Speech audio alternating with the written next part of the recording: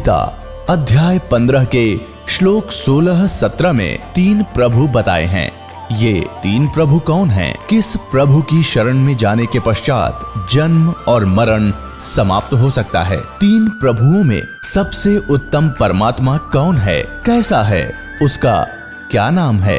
इन सभी गूढ़ रहस्यों को जानने के लिए अवश्य सुनिए जगत गुरु तत्वदर्शी संत रामपाल जी महाराज के अमृत वचन। सत साहिब दर्शकों, आज हम आपको मिलवाने जा रहे हैं हिमाचल प्रदेश के सोलन जिले के रहने वाले सेवानिवृत्त सूबेदार मेजर रति राम पवार जी से, जिन्होंने भारतीय सेना में अपने देश की सेवा करते हुए अद्वितीय वीरता का परिचय दिया।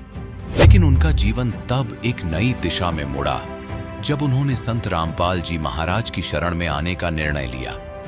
इस साक्षात्कार में रति राम जी हमें बताएंगे कि पहाड़ी क्षेत्र में पले बढ़े होने के नाते वे देवी दुर्गा की पूजा किया करते थे, लेकिन इस साधना से उन्हें कोई आत्मिक शांति का कोई अनुभव नहीं था।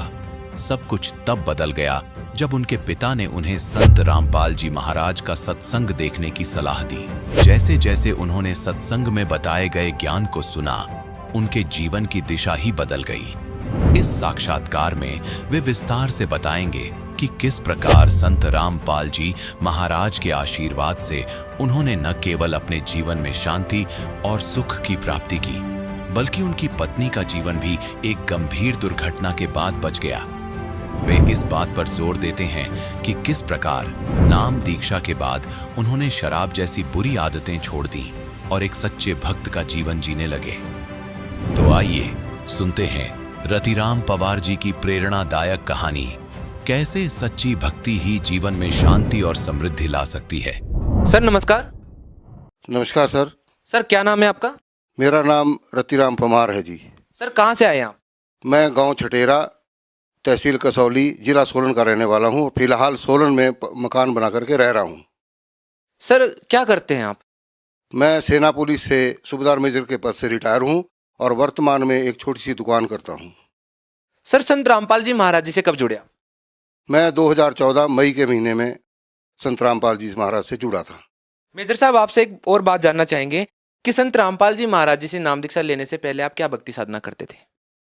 सेना में रह करके ज़्यादातर हमारे एक तो पहाड़ी इलाके में यहाँ पर माता दुर्गा की पूजा करते हैं। गाहे बगाहे बीच में कभी, वैसे तो एक सैनिक के नाते जहाँ भी कहीं झंडा देखा, जहाँ कहीं मंदिर, चर्च, गुरुद्वारा, चाहे कोई मस्जिद हो, सब में हम मस्तिष्क नवाते थे और यही हमारी पूजा थी, इसी को हम करते थे। संत रामपाल जी महाराज की शरण में एक सैनिक का कैसे आना हुआ? ये एक अद्भुत कहानी है सर। मैं दुकान में बैठा था, कुछ 4-1 बजे का टाइम था शाम को। मेरे पिताजी कबीर साहब के बहुत अच्छे अनुयायी हैं, उनके भक्त हैं। वो अचानक, कभी मैं ज़िंदगी में हमको डांट तक नहीं मारा। उस दिन फ़ोन आया और एकदम डांट करके मुझे बोला, क्या यार ये केबल हमारी बंद हो गई और मैं धार्मिक वो सुनना है। तो कुछ ऐसे लहजे में बोला कि मुझे भी अंदर से मुझे भी गुस्सा आ गया कि मुझे ही क्यों ऐसा बोला है। फिर मन में सोचा कि मैं बड़ा ही बड़ा हूँ, मेरे को बोलेंगे और किसको बोलेंगे। मगर मेरे अंदर भी आग भड़क गई। तो मैंने क्या किया कि ठीक है बोल करके, और जो केबल वाला था मैंने सारी कसर उसके ऊपर निकाल दी। इतना गुस्से में बोला और 2 मिनट में उसे ठीक करके फटाफट मेरे पास दौड़ के आया। अंकल जी आप इतना गुस्से कभी हुए नहीं। मैं भी पछताया कि मैंने वाकई इसको गलत बोल दिया। खैर जो हुआ, फिर पिताजी को भी महसूस हुआ। उन्होंने दोबारा मुझे फ़ोन किया कि यार ऐसी बात थी, मैं धार्मिक प्रवचन आते हैं और उसके थोड़ा मतलब मुझे एक किस्म से मस्का लगाने लगे वो। तो मैं समझ गया कि कोई बात नहीं, लेकिन मेरे को गुस्सा उस बात का बड़ा भारी था। तो खैर, मगर एक बात जो उन्होंने बोली वो मेरा रास्ता ही बदली कर दिया जीवन का। कि उन्होंने ये बताया कि देखना यार, शाम को एक सत्संग आता है 7:40 पर, उस टाइम चैनल पर आता था, कि उस पर देखना है, कोई कबीर साहब की बड़ी अच्छी भाषा बोलता है। और वो संत बोला बड़ी अच्छी बोलता, उसको देखना आपने।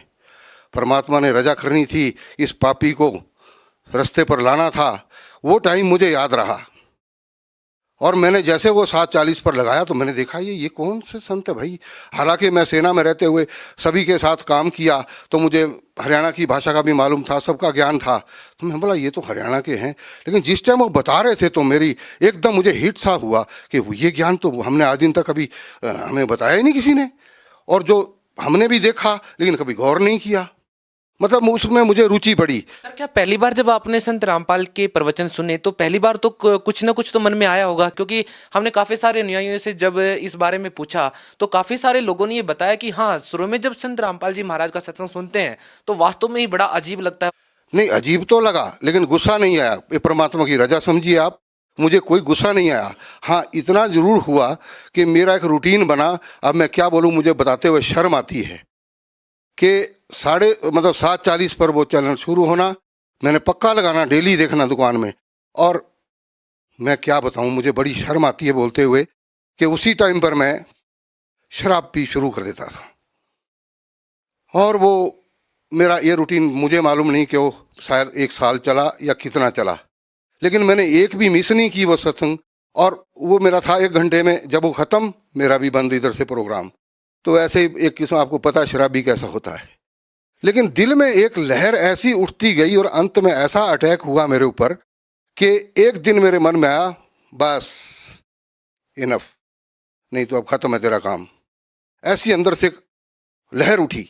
मैंने उसी टाइम रात को, पता नहीं कितनी पिरक थी मुझे मालूम नहीं, लेकिन जब सुबह मैं सोया रहता था, सुबह मैं सबसे पहले उठ करके बैठ गया और जैसे पिताजी सामने आए, मैंने सीधा उनसे जब पूछा, पहला शब्द यही था, मैं कहा पिताजी आप नीचे बरवाला कब जाएंगे? तो मुझे ऐसे लगा कि मेरे मुंह से मुझे इतनी बदबू लगी, अरे बाप रे बाप, मैंने शराब इतनी बुरी तरह, उससे पहले कभी मेरे को बदबू नहीं आई, उस दिन लगी। बोला, मेरी तरफ देखा, पिताजी ने बोला अभी 10-15 दिन में जाएंगे। मैं कहा ठीक है जी, मैं भी जाऊंगा। भक्त में मेरी मिसेज भी आकर के खड़ी हो गई, तो मैंने बोला जी आपने भी चलना है। तो उसको एक बार मेरे जब फौज में मैंने फैमिली साथ रखी थी, तो अलवर में राजस्थान में, वहाँ उसको हीट स्ट्रोक हो गया था, तो वो डरती थी गर्मी से, उसके मुंह से निकल गया ना। और मेरे मन में फिर वो भाई परमात्मा, आपके पास तो मैं आना चाहता था विद फैमिली और आपने मुझे रुकावट डाल दी, ये क्या हुआ? चलो आपकी इच्छा है। जब जाने का टाइम हुआ, 1 दिन पहले ही मिसिस को मैंने बोला भी जो सामान थोड़ा बहुत डालना डाल दे। पिताजी बोले वहाँ कुछ नहीं डालने की जरूरत है, वहाँ सब कुछ मिलता है। मैं कहा तेल साबुन तो डाल ले। बोला वहाँ सब मिलता है, तेल साबुन भी लेना तो पेस्ट ले लो और आपका ये क्या बोलते हैं ब्रश ले लो, बाकी सब वहाँ मिलता है। मैं कहा अच्छी बात है। तो मिसिस क्या बोले, मैं भी चलूँ? परमात्मा, कितनी खुशी हुई मुझे उस टाइम पर, मैं गदगद हो गया। परमात्मा ने इतनी इजाज़त दी मेरे को और हम दोनों गए, हमने वहाँ जाके नाम लिया। ये है परमात्मा की दया। मेजर साहब, बहुत से लोग ये बोलते हैं जो संत रामपाल जी महाराज से जुड़े हुए हैं, वो कहते हैं कि संत रामपाल जी महाराज से नाम दीक्षा लेने के बाद उनको बहुत सारे लाभ हो रहे हैं, लेकिन ये अपने आप में हैरान करने वाली बात है कि केवल मंत्रों के जाप से अपने अनुयायियों को लाभ कैसे दे सकता है, जबकि आज साइंस का जमाना है। आप पढ़े लिखे भी हैं, आपने आर्मी में अच्छा खासा समय बिताया है, आप इन बातों पर विश्वास करते हैं? बिल्कुल विश्वास क्यों नहीं करते जी, 100% विश्वास है। हमारी जो भक्ति है, मैं एक छोटी सी बात मैं बताऊंगा। हमारी भक्ति पहले थी, हम हलो हलो करके बुला रहे थे। अब हम हलो हलो बुलाएंगे तो कोई नहीं सुनेगा मेरी बात को, लेकिन अगर हम उसको नाम से पुकारेंगे वो पक्का हमारी बात को सुनेगा, उस पर गौर भी करेगा, हमारी तरफ आएगा भी, पूछेगा भी, हमारी तकलीफ होगी उसको दूर भी करेगा। वो उन्होंने बताया कि हलो हलो से कोई फायदा नहीं है, इनके सही नाम से आप पुकारिए और हम उसी ढंग से उसका नाम ले रहे हैं उनका, और हमें लाभ हो रहे हैं। सर, आप इस साइंस के जमाने में ये मानते हैं कि एक संत के मंत्र के जाप करने से या भक्ति करने से कोई भक्ति लाभ मिल सकता है? बिल्कुल मिल सकता है। अब उदाहरण पे है इसके लिए, गुरु नानक देव जी को मिला, मीराबाई को मिला, और कई भक्त है, भक्त प्रहलाद को मिला, ध्रुव को मिला।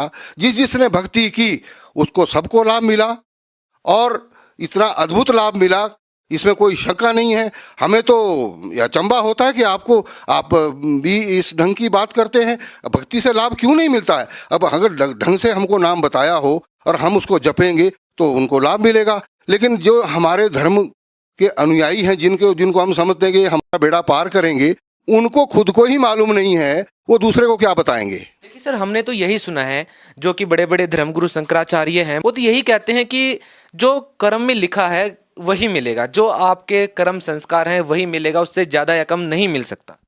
वेदों में स्पष्ट रूप से लिखा हुआ है, वो परमात्मा, पूर्ण परमात्मा जो है, वो पूर्ण गुरु, वो परमात्मा के रूप में ही होता है। वो घोर से घोर पापों का भी नाश कर सकता है। जब वो लिखा गया उसके अंदर, ये लोग, इनको खुद को पता नहीं है, वो क्या बताएंगे कि वो जब उन्होंने पढ़ा ही नहीं है, वो हमारे अनुयायी हमको क्या बता सकते हैं। सर आपको क्या लाभ मिले हैं संत रामपाल जी महाराज जी की भक्ति करने से? अद्भुत लाभ। एक तो सबसे बड़ी बात, आज तक अगर मैं उस शरण में ना जाता तो आज तक शायद मेरा शरीर खत्म हो चुका होता। इससे बड़ा लाभ और क्या हो सकता, मेरी जान बच गई। दूसरा लाभ, मेरी मिसिस जो ऊपर की मंजिल से गिर करके नीचे तक पहुंच गई और डॉक्टर भी हैरान कि उन्होंने देखा बड़े बड़े काले काले धब्बे पूरे ऊपर पिछले बैक साइड पूरा। उन्होंने बोला ये तो मुश्किल है बचनी, यहाँ जब सिर में भी चोट लगी है तो। लेकिन जब उसके एक्सरे निकाल करके देखा तो डॉक्टर ने बोला जी आप कोई परमात्मा का नाम लेते हैं क्या? तो मेरा गला रूंध गया, मैं बोल ही नहीं पाया। बोला अंकल जी ठीक है, हम समझ गए। एक भी फ्रैक्चर नहीं है। ऊपर की मंजिल से गिरना और इतना भारी शरीर और वो सीढ़ियों से लुढ़कता हुआ जाए और बच जाए, कुछ भी नहीं हुआ। तो ये लाभ नहीं तो और क्या है। सर फिर भी लोग कहते हैं कि एक श्रद्धालु को तो रूहानी लाभ की ही इच्छा रखनी चाहिए, ये संसारिक लाभ, ये भौतिक लाभ, ये सब तो आनी जानी चीजें हैं। अगर हमारा शरीर ही बीमार है तो हम भक्ति कैसे कर सकते हैं? जिसको तकलीफ है वो भक्ति कैसे कर सकता है? तो जब शरीर ठीक होगा तो भक्ति भी सही होगी, और भक्ति अगर शरीर तभी ठीक होगा जब हमने सही नाम लिया होगा। और जो ऐसा बोलते हैं कि भाई आपको शारीरिक सुख तो नहीं मिलेगा, शारीरिक लाभ नहीं मिलेगा इसका, तो वो तो ढोंगी है। वो बोलते तुम्हारे पिछले कर्म तो भाई भुगतने पड़ेंगे। अरे भुगतने पड़ेंगे तो भक्ति किस लिए करनी है? भक्ति हम कर रहे हैं, भक्ति तभी उसका फायदा है, हमें कुछ लाभ होगा और हमें हो रहे हैं लाभ। ये है यथार्थ भक्ति। भगत समाज को क्या संदेश देना चाहेंगे सर? भगत समाज को मैं अर्ज करता हूँ कि जो भी मेरी आवाज़ को मेरे भाई सुन रहे हैं, हम उनसे यही अर्ज करेंगे कि भैया आप देर ना करो। ऐसा मुश्किल से ऐसा संत धरती पर प्रकट हुआ है और ऐसा ज्ञान देता है, आप अपना कल्याण करवाएं और परिवार का भी कल्याण करवाएं। जी बहुत बहुत धन्यवाद सर। सत साहिब। दर्शकों, अभी आपने सुने संत रामपाल जी महाराज से दीक्षा प्राप्त करके सुखी हुए भक्त के अनुभव।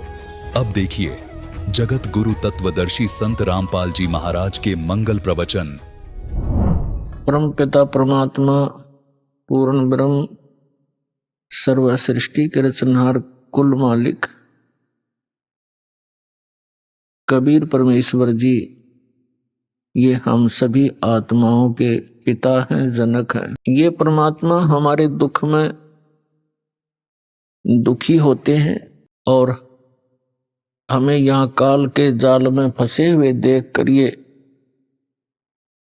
हमें यहाँ से निकलने की विधि बताने के लिए स्वयं ही सतलोक से चलकर आते हैं।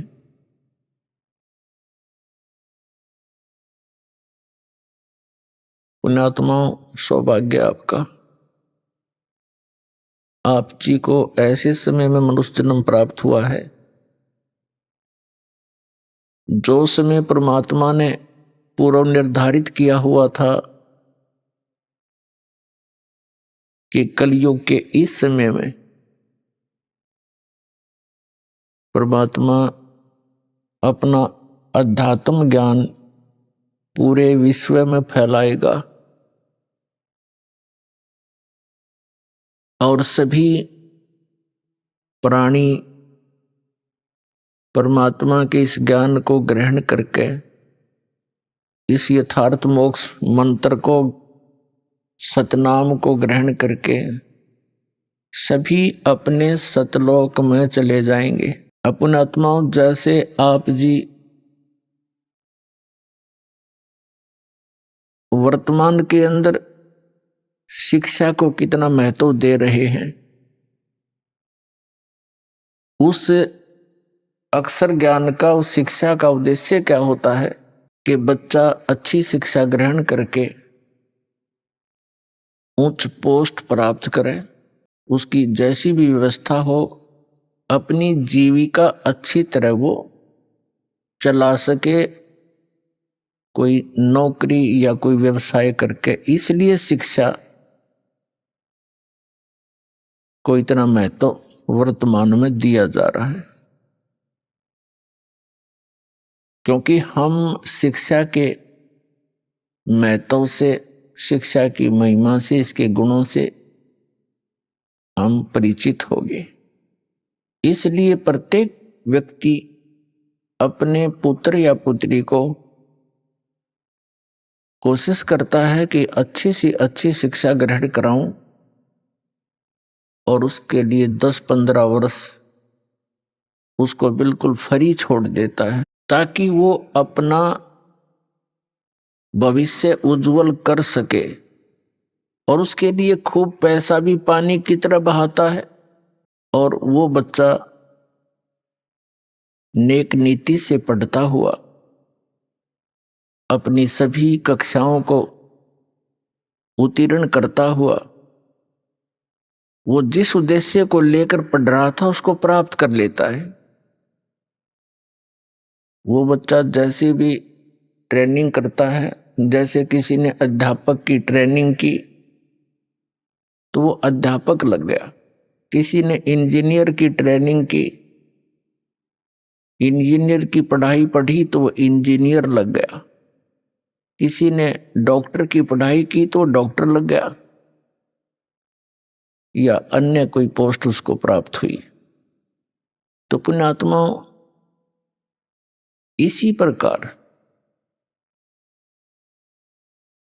जिस समय आप जी को भक्ति से होने वाले लाभ का ज्ञान हो जाएगा और उस स्थान का ज्ञान हो जाएगा जहां हम कभी वृद्ध नहीं होते, जहां हमारी कभी मृत्यु नहीं होती, वहां किसी चीज का अभाव नहीं है, ना कोई खाने का अभाव है, ना जल का अभाव है, किसी भी वस्तु का जो एक मानव को आवश्यकता होती है उस सतलोक में, उस सत स्थान में, शाश्वत स्थान में कोई अभाव नहीं है, और वहां वृद्ध अवस्था नहीं है, मृत्यु नहीं है। तो आप जी जब इस अध्यात्म ज्ञान से पूर्ण परिचित हो जाओगे, फिर आपके मन की स्थिति एक बहुत ही अजीबो गरीब बन जाएगी, और जो एक मानव के लिए अति आवश्यक है। अब वर्तमान में हम क्या करते हैं, माया को ही एक टारगेट मानकर, माया को ही उद्देश्य मानकर हम अपना सारा जीवन उसी पर न्यौछावर कर देते हैं, और जो सारा जीवन में हम संग्रह करते हैं वो यहीं रह जाता है। हमारी उसके जोड़ते जोड़ते ही, संग्रह करते करते ही मृत्यु हो जाती है। तो फिर हमारे साथ क्या जाता है, हमारे साथ जाते हैं वो पाप जो सारा जीवन इस भौतिक सुख की प्राप्ति के लिए हमने प्रयत्न किया, उस प्रयत्न में जो हमारे पाप हुए वो हमारे साथ चले जाते। जो मनुष्य जीवन से हमने करना चाहिए था, मनुष्य जीवन किस लिए इस प्राणी को प्राप्त होता है, ये ज्ञान हमें बचपन से नहीं दिया जाता। हमारे को बचपन से अपने समाज से सिर्फ इतना ही ज्ञान प्राप्त होता है कि बड़ा हो जाएगा, विवाह कर दिया जाएगा, संतान हो जाएगी, संतान की परवरिश कीजिए, और फिर बस फिर मर जाइए। सारा जीवन उन्हीं की परवरिश में, अपने पेट पोषण में ही अपना जीवन व्यर्थ कर जाते हैं। जब हम सत्संग में आते हैं, सत्संग के अंदर परमात्मा का दिया हुआ ज्ञान बताया जाता है, और वो ज्ञान होता है। अन्य ज्ञान जो होता है वो एक परंपरा होती है और कुछ मजबूरी होती है। परंपरा कौन सी होती है, मजबूरी कौन सी होती है? मजबूरी तो हमारी ये है कि हमें शरीर ऐसा मिला है, इसमें दोनों टाइम, दो वक्त, यदि हम इसमें कुछ डाल देंगे आहार तो ये काम करेगा, नहीं तो एक हफ्ते के अंदर ये समाप्त हो जाता है, ज्यादा से ज्यादा 10 दिन पकड़ेगा। तो ये हमारी मजबूरी है कि इसको सुरक्षित रखने के लिए जो भी आवश्यक वस्तुएं हैं वो उपलब्ध कराना हमारे मजबूरी है और आवश्यकता है। और जो परंपराएं हमने व्यर्थ की बना रखी हैं वो परंपराएं हैं, वो यूजलेस ज्ञान है। अब परमात्मा ने आकर के हमें ये जानकारी दी है कि तुम जहां रह रहे हो ये लोक काल का लोक है, लेकिन हमारे को इस काल भगवान ने इतना अज्ञानी बना रखा है, हम परमात्मा के अध्यात्म ज्ञान से बिल्कुल अपरिचित कर दिए। कौन है भगवान, कैसा है परमात्मा, कहाँ रहता है वो भगवान, और उस परमात्मा के गुण तो कुछ हमें मिलते जुलते से सुनाए जाते हैं। भगवान ये कर देता है, अंधे को आंख देता है, निर्धन को माया देता है, कोढ़ी को काया देता है। परमात्मा के गुण तो बहुत कुछ मिलते जुलते बता दिए, लेकिन परमात्मा कौन है, कैसा है, कहाँ रहता है, और जो परमात्मा इतना सुखदायी है उससे वो लाभ प्राप्त कैसे होता है, ये ज्ञान विपरीत दे रखा है हमारे को। तो इस अध्यात्म ज्ञान को ठीक से बताने के लिए स्वयं परमात्मा आते, ये विधान है उस भगवान का। तो प्रसंग तो चला है पुण्यात्माओं के, आप जी जिसमें अध्यात्म ज्ञान से पूर्ण रूप से परिचित हो जाओगे और सभी कर्मों से परिचित हो जाओगे, तो उस समय केवल आप यहां से इस महान दुख से, जरा और मरण से ही छूटने का प्रयत्न करोगे। जरा बिन वृद्ध अवस्था का कष्ट, वृद्ध अवस्था इस जीव मनुष्य जीव के लिए, वैसे तो सभी जीवों के लिए कहर है, अन्य को तो इतनी सोधी नहीं, वो तो किसी तरह भुगत भागत कर मरो, लेकिन मानुष जीवन को इतनी चेतना है, इतना ज्ञान है कि कोई वृद्ध अवस्था प्राप्त प्राणी, उसको कितने कष्ट होते हैं वो अनुभव कर सकता है दूसरा, और स्वयं भी वो महसूस करता है। तो इस कहर से बचने के लिए, और फिर मृत्यु, आज आप अपने परिवार में कितने खुश हैं, चाहे कितने दुखी हो, फिर भी यही चाहते हो जीवन बना रहे, मरे नहीं, और मृत्यु डेफिनेट। तो ये भूल क्यों लगी है अपने? हमें पता है कि कोई रहे नहीं और कभी भी मर सकते हैं, और फिर भी हम इतना जोर नहीं देते इस बात के ऊपर। ऐसी दशा किसकी होती है जिसने कुछ नशा कर रखा हो, उसको डर सा नहीं लगता, एक बार थोड़ी सी देर हिचकता है, फिर वो उसी स्पीड से वही क्रियाएं करता है। तो इस काल भगवान ने अपने को इस झूठे सुख की या त्रिगुणमयी माया रूपी भांग प्या रखी है, और इस भांग के नशे में हम देखते भी हैं और मैं पता भी है कि मृत्यु होगी, पर डर कती नहीं हो। मृत्यु के जब लक्षण घटते हैं अपने ऊपर, उसमें घिघी बनती है, अको हो ये फलाना रोग हो गया, हो अब तो मृत्यु होगी, तो उस समय महसूस होता है कि हाँ शायद अब बात बिगड़ेगी।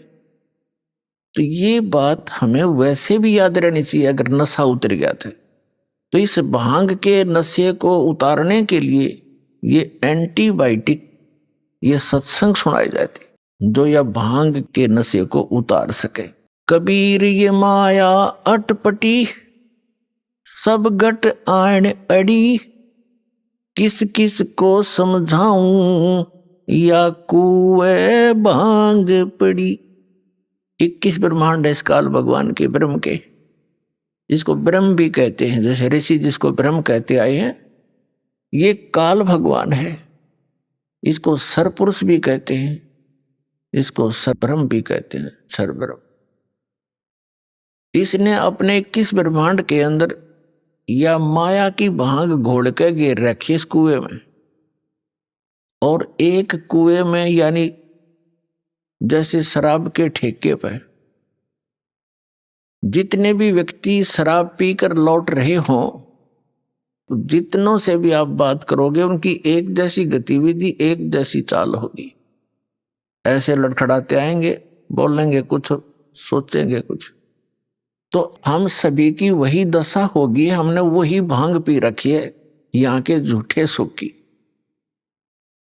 कबीर साहब कहते हैं झूठे सुख को सुख कहे ये मान रहा मनमोद, ये सकल चबीना काल का कुछ मुख में कुछ खोद। श्रीमद् भगवत गीता अध्याय नंबर 4 के श्लोक नंबर 32 में कहा है कि अर्जुन, जो ज्ञान मैंने आपको इसी अध्याय नंबर 4 के श्लोक नंबर 25 से 31 तक बताया है कि कोई तो स्वाध्याय करता है, जैसे गीता जी का नित पाठ कर लिया,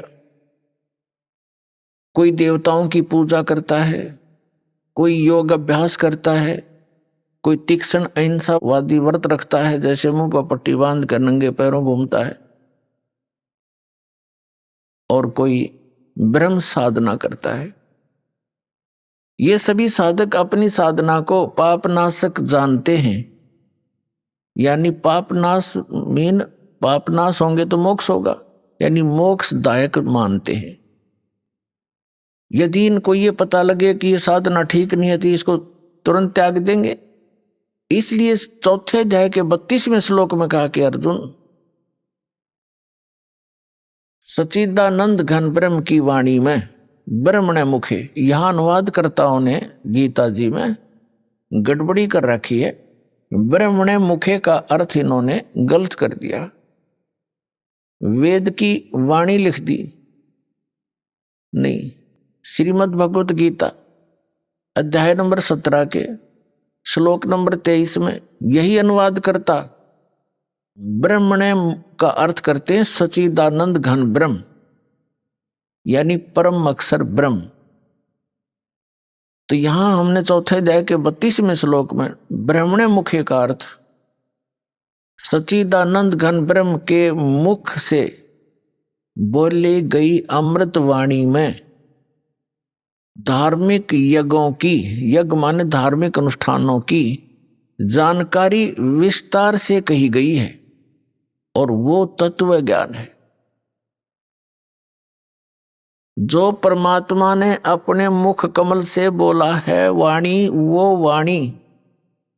वो तत्व ज्ञान है, उसमें यथार्थ ज्ञान है। चौथे अध्याय के 34वें श्लोक में कहा कि उस तत्व ज्ञान को जो सच्चिदानंद घन ब्रह्म ने अपने मुख कमल से बोला है, यहां अवतरित होकर यहां आकर के, उस ज्ञान को तू तत्वदर्शी संतों के पास जाकर समझ।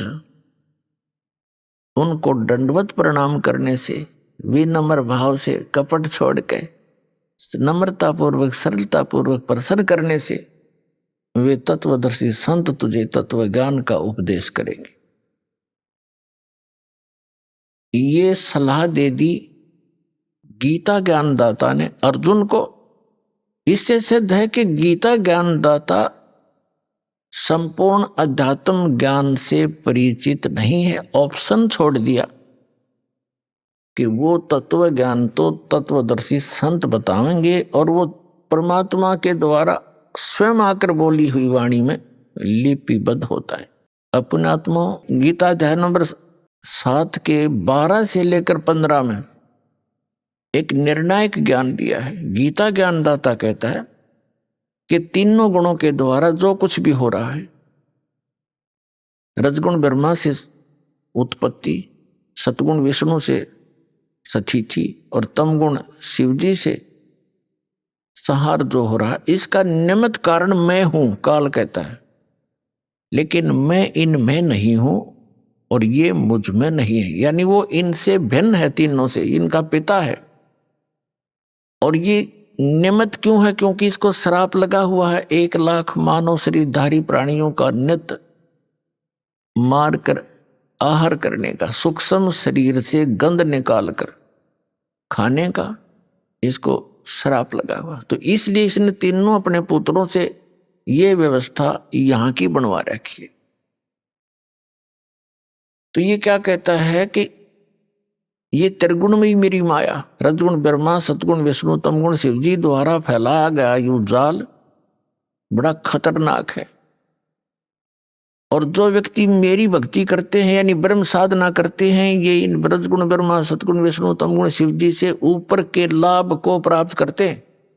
अब 7वें अध्याय के 15वें श्लोक में गीता ज्ञानदाता कहता है कि जिनकी बुद्धि त्रिगुणमयी माया के द्वारा हरी जा चुकी है, यानी जो श्री ब्रह्मा, श्री विष्णु, श्री शिव जी की भक्ति से आगे सोचते ही नहीं, इन्हीं से प्राप्त अक्षीणिक ज्ञान लाभ को प्राप्त करके प्रसन्न रहते हैं, वे राक्षस स्वभाव को धारण किए हुए मनुष्यों में नीच दूषित कर्म करने वाले मूर्ख मेरी भक्ति भी नहीं करते, मुझे नहीं बचते, यानी ब्रह्म साधना नहीं करते, वो नीचे के अन्य देवताओं की पूजा करते हैं। अब 7वें अध्याय के 16 से लेकर 18 तक मंत्र में गीता ज्ञानदाता अपनी साधना के विषय में कहता है। ये ब्रह्म है, श्री कृष्ण के अंदर बोल रहा है। श्री कृष्ण का तो केवल माउथ यूज कर रहा है स्पीकर की तरह। ये कह रहा है कि मेरी साधना भी 4 प्रकार के करते हैं। अर्थार्थी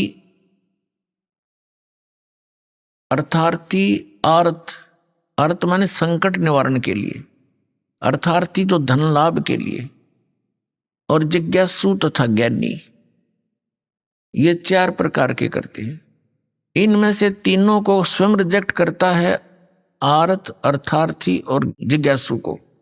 कहते हैं जैसे आर्त क्या है, कोई संकट आ गया शरीर पे या घर पे, उसके निवारण के लिए वो वेद मंत्रों का ही सहारा लेते हैं, अन्य कोई अनुष्ठान किसी अन्य धार्मिक पुस्तक से नहीं करते, वो ब्रह्म उपासक कहलाते। ऐसे ही धन लाभ के लिए, धार्मिक अनुष्ठान के लिए वो वेद मंत्रों का ही सहयोग लेते हैं और किसी पुस्तक का वो सहारा नहीं लेते, वो ब्रह्म उपासक है। और जिज्ञासु होता जो घर से निकला परमात्मा पाने के लिए, जैसे उनको संत गुरु मिले, उनसे ग्रहण ज्ञान को स्वयं वक्ता बन गया उसको ग्रहण करके, तो वक्ता बन जाना भी इस जीव का अपना जीवन हानि है। तो इन तीनों को रिजेक्ट कर दिया। चौथा बताया है ज्ञानी। ज्ञानी का वो अर्थ है जिसको ये पता लग गया कि मनुष्य जीवन केवल मोक्ष के लिए ही प्राप्त हुआ है, अन्यथा ये अन्य प्राणियों के जीवन हम देख ही रहे हैं कितने कष्ट में है। परमात्मा ने मनुष्य जीवन दिया है, इसमें कितनी सद्बुद्धि दी है, समय पर खाना खा सकते हैं, हम अपनी शरीर की रक्षा के लिए अपने वस्त्र पहन सकते हैं, प्राकृतिक आपदाओं से बचने के लिए गर्मी सर्दी से हम झोंपड़ी डाल सकते हैं, मकान बना सकते हैं। लेकिन इन सब की ये इतनी बुद्धि देने का उद्देश्य क्या था मालिक का, कि तुम भगवान भी बन सकते हो, अपना कल्याण भी करा सकते हो। अन्यथा एक योनि और बना देता जहां 84 लाख बना रखी। तो पुण्यात्मा गहनता से सोचो इन बातों को। ये बातें कहने सुन की नहीं, ये कर पाड़ने की है। अब चौथा जो ज्ञानी है उसके विषय में कहता है, ज्ञानी मुझे अच्छा लगता है। और ज्ञानी को मैं अच्छा लगता हूं क्योंकि ज्ञानी व्यक्ति, बुद्धिमान व्यक्ति को पता लग गया कि मनुष्य जीवन बार बार नहीं मिलेगा, और इससे हमने अपना आत्म कल्याण करवाना है। आत्म कल्याण का अर्थ क्या है? यानी आत्मा का सदा के लिए, आत्मा को सदा के लिए सुख हो जा। अब सदा से के लिए सुख होगा जब इसकी जन्म और मृत्यु का यो दीर्घ रोग मिटे, जरा और मरण का यो कष्ट मिटे। और ये कहां मिटे? ये समाप्त होगा सतलोक में, जहां वृद्ध अवस्था नहीं होती, सदा युवा शरीर रहता है और मृत्यु नहीं होती। और ऐसा ही संसार है जैसा यहां पर है, वहां आपका परिवार होगा। जैसे यहां जुड़ते जुड़ते जुड़ गया पूरा परिवार, और ये आपका है नहीं, कब कल मृत्यु हो जाए आपकी। आपका कहाँ है ये तो भूल भुलैया कर रखी इस काल भगवान ने आपको यहां बांधे रखने के लिए। इन एक दूसरे में ममता मोह फंसा दिया और इसी झूठे सुख में हमें फंसाकर अपना उल्लू सीधा कर रहा है। अब जो प्रश्न चल रहा है कि अब मनुष्य जीवन की प्राप्ति केवल आत्म कल्याण के लिए हमें हुई है। वो आत्म कल्याण होगा जब जन्म मृत्यु जरा मरण कति खत्म हो जाएगा, वो होगा सतलोक के अंदर। अपने आत्माओं, गीता जी अध्याय नंबर 7 के श्लोक नंबर 18 में कहा है गीता ज्ञानदाता ने कि ये ज्ञानी आत्मा है तो उदार, उदार माने अच्छी है, नेक आत्मा है, लेकिन इनको तत्वदर्शी संत ना मिलने के कारण ये मेरे वाली अनुत्तम अर्थात यूजलेस इस घटिया गति में ही सचित रहे। अब यहां गीता ज्ञानदाता अपने से मिलने वाली यानी ब्रह्म साधना से होने वाली गति अर्थात मोक्ष को भी अनुत्तम बता रहा है।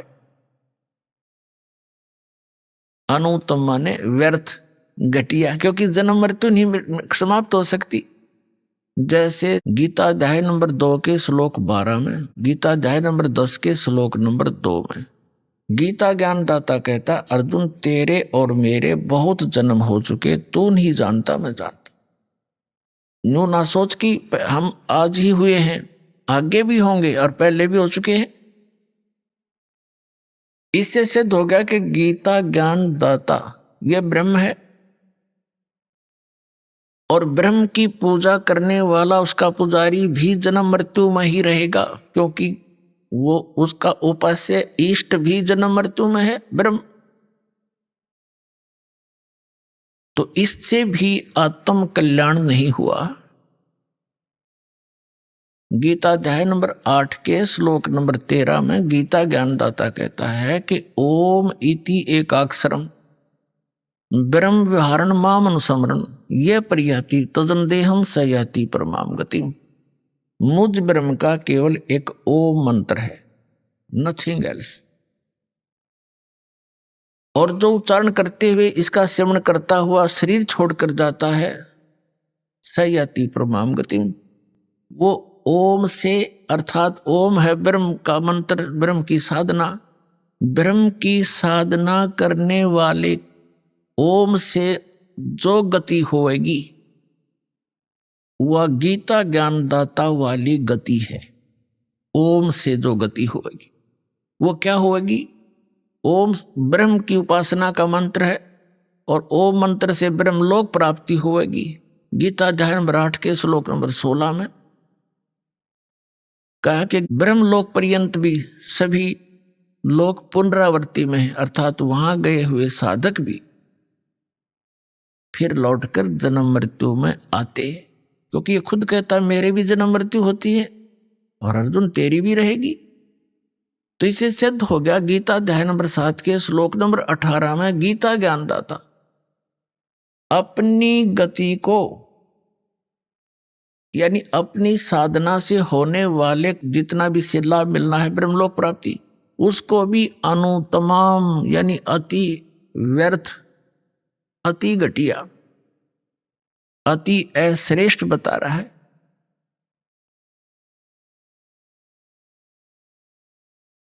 और गीता अध्याय नंबर 7 के श्लोक नंबर 19 में कहा है कि बहुनाम जन्मानाम अन्ते ज्ञानवान माम प्रपतते वासुदेवम सर्वमिति समात्मा सुदुर्लभ है। क्या बताता गीता ज्ञानदाता कि बहुनाम जन्मानाम अन्ते ज्ञानवान माम पर पदते, बहुत बहुत जन्मों के को व्यर्थ करके किसी एकाद अंत के जन्म में ये ज्ञानी आत्मा मेरी भक्ति करते हैं। माम पर पदते मुश्किल से कहते हैं, बाकी अन्यथा और ही साधनाओं में लगे रहते हैं जो बिल्कुल व्यर्थ होती हैं, लेकिन बहुनाम जन्मानाम अंते ज्ञानवान माम परपवत्ते। और वासुदेव सर्वमिति स महात्मा सुदुर्लभ है कि बहुत बहुत जन्मों के किसी अंत के जन्म में ज्ञानवान यानी ज्ञानी आत्मा माम परपवत्ते मेरी भक्ति करते हैं। और जो ये बताने वाला महात्मा तो बहुत दुर्लभ है, बड़ी मुश्किल से मिलेगा तुझे। क्या कि वासुदेव सर्वमिति, कि वासुदेव ही सब कुछ है। अब यहां इन गीता अनुवादकर्ताओं ने अनरस कर डाले, इन्होंने श्री कृष्ण जी को वासुदेव सिद्ध कर दिया, जबकि वासुदेव तो श्री कृष्ण जी के फादर थे। और वासुदेव नाम इन्होंने कहां से रखा? वेदों से। वेदों में वासुदेव का अर्थ है वो परमात्मा जिसका सबके ऊपर कंट्रोल हो, ओवरऑल कंट्रोलर, यानी कुल का मालिक, नॉन एज वासुदेव, उसको वासुदेव कहते। अब यहां गीता ज्ञानदाता कहता है कि वासुदेवम सर्वमिति स महात्मा सुदुर्लभ है। ये बताने वाला कि वो वासुदेव ही सब कुछ है, उसी से तो पूर्ण मोक्ष होगा, उसी की भक्ति से जरा और मरण यानी वृद्ध अवस्था और बुढ़ापे के दुख मिटेंगे। उसके अतिरिक्त किसी को भी इष्ट रूप में पूजना नहीं चाहिए। और वो परमात्मा कौन है, कहाँ रहता है, कैसा है, उसके पाने की, वहां जाने की कौन सी विधि है, कौन सा मेथड है, तो ये जानकारी देने वाला महात्मा सुदुर्लभ है, बड़ी मुश्किल से मिलेगा। एक समय आदरणीय गरीबदास साहिब जी को वो पूर्ण परमात्मा परम अक्षर ब्रह्म मिले, जिसमें आदरणीय गरीबदास साहिब जी गांव छुड़ानी, जिला झज्जर, हरियाणा वाले 10 वर्ष के बालक थे। खेतों में अपने गौवें चरा रहे थे, अपने ही खेतों में। ये किसान घर में जन्म था। श्री आदरणीय गरीबदास साहिब जी गांव छुड़ानी, जिला झज्जर में एक जाट किसान परिवार के अंदर जन्मे थे। बहुत बड़े जमींदार थे ये, 1400 एकड़ जमीन थी इनकी। और अपने ही खेतों में अपने ही गौओं को चरा रहे थे। कुछ सहयोगी और भी पाली नौकर थे, कुछ दूसरे गांवों के अन्य साथी पाली भी वहां गौएं चरा रहे थे। पूर्ण परमात्मा अपने विधान अनुसार वो कबीर परमेश्वर सतपुरुष परम अक्षर ब्रह्म सतलोक से चलकर आया, जो विधान है उस परमात्मा का। और यहां आता किस उद्देश्य से? वो तत्व ज्ञान बताता है। ऋग्वेद मंडल नंबर 9 सूक्त नंबर 86 के मंत्र 26 और 27 में स्पष्ट किया है कि वो कबीर देव, कबीर साहब, कबीर परमात्मा ऊपर तीसरे मुक्ति धाम में रहता है, सतलोक में। और सतलोक के भी तीसरे फिर भी पृष्ठ में, उस भाग में रहता है, एक बहुत बड़े गुम्मज में, बहुत बड़े आसन के ऊपर, सिर पर छत्र है और मुकुट पहने है, राजा के समान सिंहासन पर विराजमान है वो परमात्मा। और वहां उसका एक रोमकूप में करोड़ सूर्य मिला दे, करोड़ चंद्रमा, ऐसी शोभा है उस बालक की। लेकिन यहां जब आते हैं, अपने उस शोभा को हल्का करके, सरल करके उस स्वरूप को आते, नहीं तो एज इट इज आ जावे तो हम उनको देख नहीं सकते, चरम दृष्टि देख नहीं सकती। तो अपने रूप को सरल करके यहां आते हैं और उन श्रेष्ठ आत्माओं को मिलते हैं जो दृढ़ भक्त होते हैं। उनको किस उद्देश्य से मिलते हैं? उनको तत्व ज्ञान से परिचित कराते हैं, उपदेश करने के उद्देश्य से वो परमात्मा सतलोक से चलकर आते हैं, सह शरीर आते हैं और अच्छी आत्माओं को मिलते हैं, फिर उनको अपने से परिचित कराते हैं, अपना ज्ञान देते। अभी आपने सुने संत रामपाल जी महाराज के मंगल प्रवचन। आइए अब सुनते हैं संत रामपाल जी महाराज से नाम दीक्षा लेकर सतभक्ति करके अद्भुत लाभ प्राप्त करने वाले अनुयायी के विचार।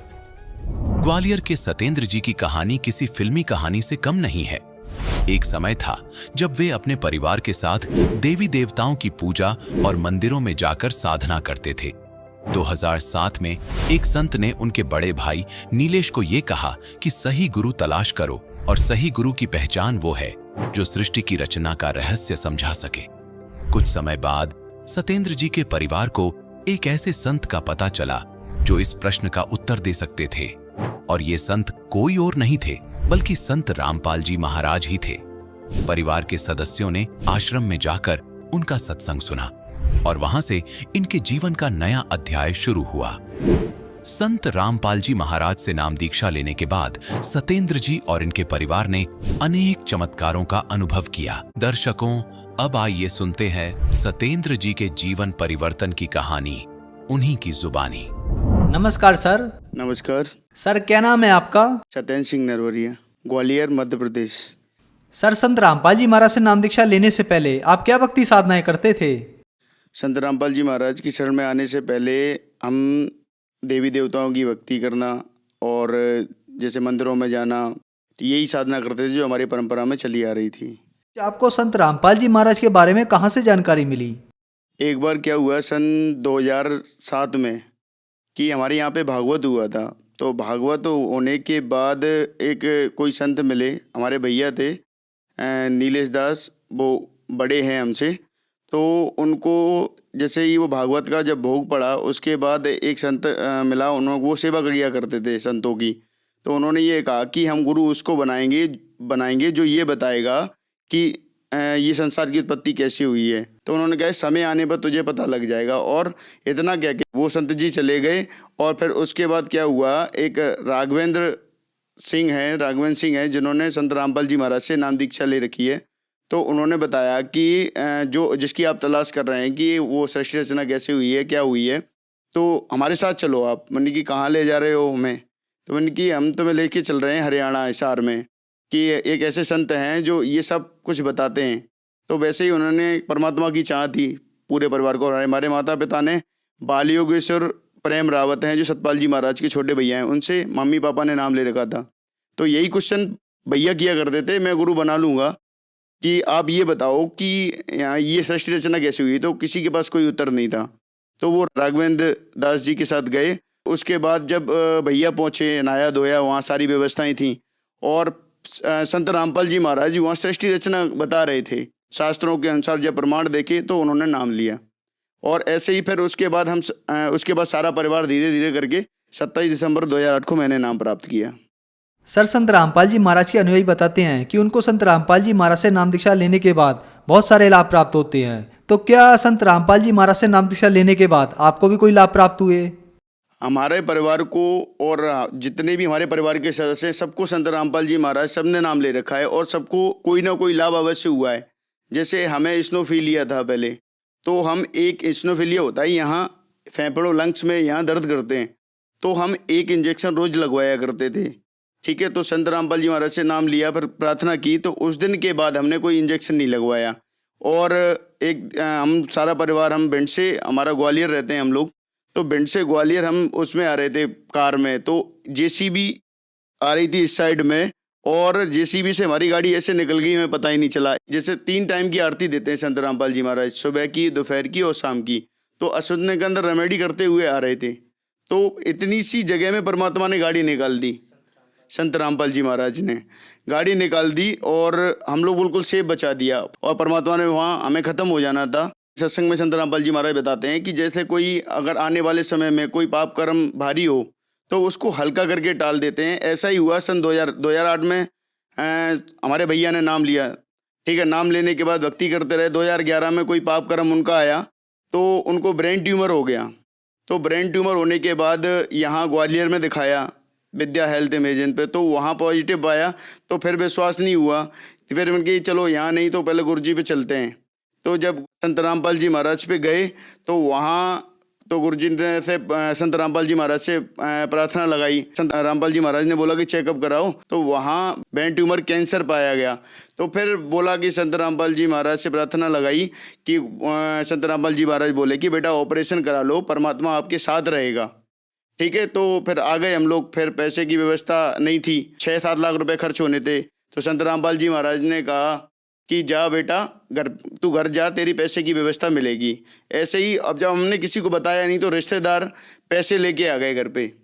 ठीक है, जैसे ही पैसे लेके आ गए फिर दिल्ली गए, तो गुरुजी ने तो आदेश दे ही रखा था कि संत रामपाल जी महाराज साथ रहेंगे, संत रामपाल जी महाराज। तो फिर हुआ क्या कि जैसे ही वो ऑपरेशन थिएटर में गए, तैसे ही जैसे मोबाइल रखा होता है तो ऑटोमेटिकली उस मोबाइल से जैसे ही ऑपरेशन थिएटर में अंदर गए, तैसे ही मोबाइल में अपने आप आरती स्टार्ट हो गई। तो हमें विश्वास हुआ कि संत रामपाल जी महाराज आ चुके हैं। फिर ऑपरेशन हुआ, ऑपरेशन सक्सेस हो गया। अब संत रामपाल जी महाराज कहते हैं कि जैसे किसी के मस्तक में सूली होती है तो वो कांटों में टल जाती है। जब भैया हमारे दिल्ली से पारस हॉस्पिटल गुड़गांव में पड़ता है, वहाँ से ऑपरेशन करा के लौटे तो उनकी और ज़्यादा तबीयत खराब हो गई। मेरे भैया की इतनी तबीयत खराब हो गई थी कि उनको यम के दूत दिखने लगे। तो यम के दूत दिखने लगे तो अब इतने में हुआ क्या कि हमारे आंखों में भी आंसू थे कि हम वहीं बैठे थे और हमारी भाभी हैं तो वो भी वहीं बैठी थी। ऐसे ही संत रामपाल जी महाराज तुरंत वहाँ आ गए तो, और हमारे भैया को दिख रहे थे लेकिन हमें नहीं दिख रहे थे। तो यम के दूत बोलने लगे, बाहर खड़े थे, कि बोलने लगे कि हम इसको लेकर जाएंगे। संत रामपाल जी महाराज बोले कि नहीं, आप इसको नहीं ले जा सकते, हमने इसकी उम्र बढ़ा दी है। तो उसके बाद 10 मिनट हुआ ही होगा कि 10 मिनट में वो फिर एकदम से स्वस्थ होकर बैठ गए, लाओ खाना लाओ। 10 मिनट के पहले वो बिल्कुल कुछ भी नहीं खा रहे थे, भाभी ने थोड़ी नमकीन दी, वो भी नहीं खा रहे थे। और 10 मिनट बाद जो मैंने ये संकल्प लिया तो उसके बाद तुरंत उठ के वो बोलने लगे कि रोटी लाओ। तो उसके बाद ऐसा लग रहा था कि वो बिल्कुल बीमार तो थे ही नहीं। तो ये चमत्कार, ये सबसे बड़ा चमत्कार हमारे यहाँ हुआ। 2011 के बाद जब ऑपरेट करवाया, ये ऑपरेशन हुआ ब्रेन ट्यूमर कैंसर का, उसके बाद ये पूर्णतः स्वस्थ हैं। उसके बाद उनको कोई समस्या नहीं है। और आप प्रमाण के लिए देखना चाहें तो ये रिपोर्टें हैं जो मैं साथ में लेकर आया हूँ, तो आप देख सकते हैं। प्रमाण के लिए अब देखिए कि ये रिपोर्ट है जिसमें दिखा रहा है कि इसमें ये उनका ब्रेन ट्यूमर है और ये पारस हॉस्पिटल का है, ये गुड़गांव में है जो, और ये रिपोर्ट है उनकी। इस रिपोर्ट में ये है भाई कि मेरे ब्रेन ट्यूमर से लेफ़्ट साइड का हिस्सा पूरा गल चुका है। इस रिपोर्ट में ये लिखा हुआ है साफ साफ, आप देख सकते हैं कि इनका लेफ़्ट साइड का पूरा हिस्सा बिल्कुल गल चुका था ब्रेन ट्यूमर की वजह से। और ये लास्ट स्टेज था, डॉक्टरों ने मना कर दिया था। जो संत रामपाल जी महाराज की दया से आज हमारे भाई बिल्कुल स्वस्थ हैं, ये आप देख सकते हैं। और इसके साथ साथ ये रिपोर्ट है ये एक्सरे की, इसमें ये लेफ़्ट साइड का जो हिस्सा है जो रिपोर्ट में भी दिया है, ये एक्सरे में भी दिया है, ये सारा गल चुका था। और डॉक्टरों ने 4 लाख रुपए जमा करा लिए थे स्टार्टिंग में और कह दिया था कि इसकी कोई गारंटी नहीं है कि ये ठीक हो जाएंगे, और साइन भी करवा लिए थे। और ये मान के चलो वो तो ख़त्म ही थे। तो हमने गुरुजी से प्रार्थना लगाई थी पहले, तो गुरुजी ने, संत रामपाल जी महाराज ने ये कहा था कि आप ऑपरेशन कराओ, परमात्मा साथ रहेंगे। और संत रामपाल जी महाराज वहाँ जब ऑपरेशन हो रहा था तो परमात्मा साथ में थे और ऐसा लग रहा था, महसूस हो रहा था कि परमात्मा साथ में है और वो ऑपरेट कर रहे हैं। जैसा कि वेदों में लिखा है कि सच्चे गुरु से नाम लेकर और सत साधना करने वाले की परमात्मा 100 वर्ष की आयु प्रदान करते हैं। ऐसे ही संत रामपाल जी महाराज से नाम लेकर और नाम दीक्षा लेकर अगर भक्ति करेंगे तो सारे सुख भी देगा परमात्मा और सारे लाभ भी होंगे और सारी दुख दर्द भी ठीक होंगे। जैसा कि आपने देखा कि हमारे भाई को ब्रेन ट्यूमर हो गया था, ब्रेन का कैंसर हो गया, तो नाम लेकर अगर शरण में नहीं होते तो आज मृत्यु निश्चित थी। ठीक है, तो ये लाभ हमें, विशेष लाभ हमें ये मिला, हमारा घर बर्बाद हो जाता। एक लाभ और बताता हूँ कि हमारे पापा को कैंसर से भी ज़्यादा खतरनाक बीमारी थी, जैसे गैंग्रीन बोलते हैं जिसको।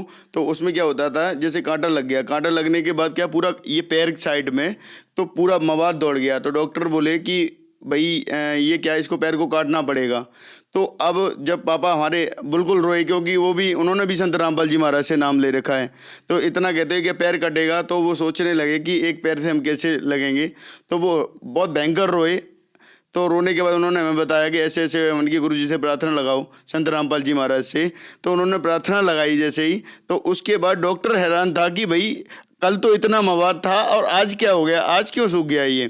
तो बिल्कुल सूख गया वो, और आज तक वो स्वस्थ हैं। एक लाभ और बताते हैं, पापा को वो जा रहे थे बाइक से, तो बाइक से जा रहे थे, एक बच्चा आ गया था छोटा सा, तो उन्होंने एकदम ब्रेक लगाई तो उनकी ये नाक भी फट गई यहाँ से, बिल्कुल गेरोस हो गए। तो और वहाँ परमात्मा ने रक्षा की, तो ये नाक फट गई थी, तो परमात्मा की दया से वहाँ भी कुछ नहीं हुआ। तो बहुत सारे लाभ परमात्मा ने हमें दिए इस सत साधना से। संत रामपाल जी महाराज से जब हमने नाम लिया, नाम लेने से पहले क्या है, हमारे यहाँ दारू का बिजनेस चलता था, तो जब नाम लेने के लिए गए तो संत रामपाल जी महाराज ने पापा से बताया कि आप क्या करते हो, तो उन्होंने बताया कि हम ऐसे ऐसे करते हैं। तो गुरुजी संत रामपाल जी महाराज बोले कि तुम्हें ये छोड़ना पड़ेगा, नहीं तो तुम्हारा पूरा परिवार का नाश हो जाएगा और कोई भी जीवित नहीं रहेगा। तो उसी दिन से पापा ने बिल्कुल ये ठेके वगैरह सब दे दिए और उन्होंने बिल्कुल छोड़ के एक सादा जीवन व्यतीत किया। तो आज वो बात सिद्ध हो जाती, जैसा कि हमारे सामने इतनी सारी कठिनाइयाँ आई, ब्रेन ट्यूमर का ऑपरेशन हुआ, पापा का पैर कटना था और भी एक्सीडेंट होने थे, उसमें हम सब खत्म हो जाने थे। तो आज वो सिद्ध हो जाती, वो संत रामपाल जी महाराज ने हमारे कर्मों से बिल्कुल मेट दी और मेट के बिल्कुल आज हम सुखी जीवन व्यतीत कर रहे हैं और अपनी भगवान की भक्ति कर रहे हैं संत रामपाल जी महाराज से नाम लेकर। पहले जब शराब का हम बिजनेस करते थे, हमारे पापा करते थे, तो उसमें क्या है 2 नंबर का पैसा आता था, तो उसमें जो पैसा आता था उसमें कोई सुख शांति नहीं थी। और आज हमने ये सारे धंधे छोड़ रखे हैं, हमारे पापा ने छोड़ रखे हैं, तो आज हम बेशक कम कमाते हैं, लेकिन वो पैसा जो कमाते हैं तो उसको बिल्कुल भी बीमारियों वगैरह इनमें खर्च नहीं करना पड़ता और आराम से जीवन यापन हमारा चल रहा है। जैसे कि पहले हम उससे 2-2 लाख रुपए आते थे, लेकिन फिर भी हमें शांति नहीं थी। क्यों नहीं थी? क्योंकि संत रामपाल जी महाराज बताते हैं कि जो कोई 2 नंबर का धंधा कमाकर अगर पैसा इकट्ठा करता है तो वो पैसा भी नहीं रहता और बीमारियों में लग जाता है और हमारे पाप कर्म बन जाते हैं। जैसे कि हमारे बन रहे थे, हमें पता ही नहीं था। जब हम संत रामपाल जी महाराज ने बताया कि इसको छोड़ दो, तो आज हम नाम लेने के बाद पैसे आते हैं। आज बिल्कुल कोई कमी नहीं दे रखी परमात्मा ने, संत रामपाल जी महाराज ने, लेकिन और फिर भी आज सारे सुख उसी हिसाब से परमात्मा सारे सुख दे रहा है। जबकि पहले हमारे मानसिक टेंशन रहती थी और बीमारियों से कहीं कोई बीमार हो गया, कहीं एक्सीडेंट हो गया, जैसा कि हमने बताया और रिपोर्टों में भी दिखाया। उसके बाद हम पूर्णतः हमारा पूरा परिवार पूर्णतः स्वस्थ है और आज भगवान की भक्ति में सन 2008 से लेकर और आज तक संत रामपाल जी महाराज की हम भक्ति कर रहे हैं। तो जो श्रद्धालु आपको देख रहे हैं, आप उन्हें क्या संदेश देना चाहेंगे? उन सभी जो भी हमारे समाज में हैं और जो भी हमारे इससे पीड़ित हैं, इन बीमारियों से पीड़ित हैं, तो हम उनको यही संदेश देना चाहेंगे कि आप संत रामपाल जी महाराज से नाम लेकर और मर्यादा में रहते हुए अगर भक्ति करोगे तो संत रामपाल जी महाराज सारे लाभ देते हैं। जैसे कि आपने देखा कि हमारे घर में कितनी समस्याएं थीं और कितने सारे रोग थे, ये सारी समस्याएं दूर कर दी संत रामपाल जी महाराज ने। जब हमारी समस्याएं दूर हो सकती हैं तो आपकी क्यों नहीं?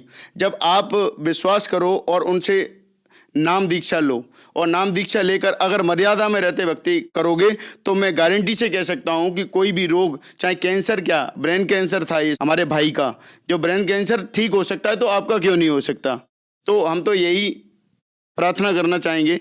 दास तो संदेश कुछ नहीं दे सकता, लेकिन प्रार्थना जरूर करेगा कि आप संत रामपाल जी महाराज से नाम लेकर मर्यादा में रहते हुए भक्ति करोगे तो परमात्मा संत रामपाल जी महाराज सारे लाभ देते हैं। सर, संत रामपाल जी महाराज से नाम दीक्षा कैसे ले सकते हैं? संत रामपाल जी महाराज से नाम दीक्षा जहां विभिन्न जिलों में नामदान सेंटर हैं, कई चैनल आते हैं, उन पर संत रामपाल जी महाराज के नंबर चलते हैं, कॉन्टैक्ट नंबर चलते हैं। आप जिस जगह पे हो, जिस स्थान पे हो, वहाँ के कॉन्टैक्ट नंबर लेकर उन पे फ़ोन करके वहाँ के नज़दीकी नामदान स्थल को पता करके और वहाँ से आप नाम लेकर और फिर मर्यादा में रहते भक्ति करेंगे तो सारा लाभ देंगे संत रामपाल जी महाराज। धन्यवाद सर। धन्यवाद।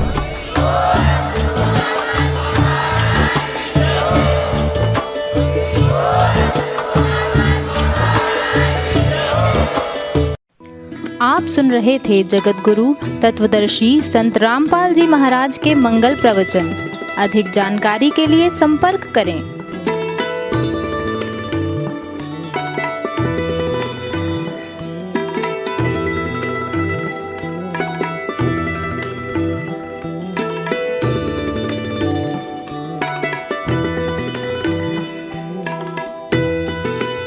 जगत गुरु तत्वदर्शी तत्वदर्शी संत रामपाल जी महाराज जी के पावन सानिध्य में भक्ति की अलख जगाने तथा श्रद्धालुओं को सत्य भक्ति मार्ग का रास्ता दिखाने हेतु कनाडा के लोकप्रिय channel the TV NRI channel पर जगत गुरु तत्वदर्शी संत रामपाल जी महाराज जी के मंगल प्रवचनों का प्रसारण प्रतिदिन सुबह 7:30 बजे से 8:30 बजे तक तथा रात्रि 7:30 बजे से 8:30 बजे तक किया जा रहा है। इस सत्य भक्ति मार्ग को अपनाने के लिए अधिक से अधिक सत्संग प्रसारण देखें। इस सत्संग प्रवचन का सीधा प्रसारण संत रामपाल जी महाराज लाइव सत्संग YouTube चैनल और जगत गुरु संत रामपाल जी महाराज Facebook पेज पर भी देख सकते हैं।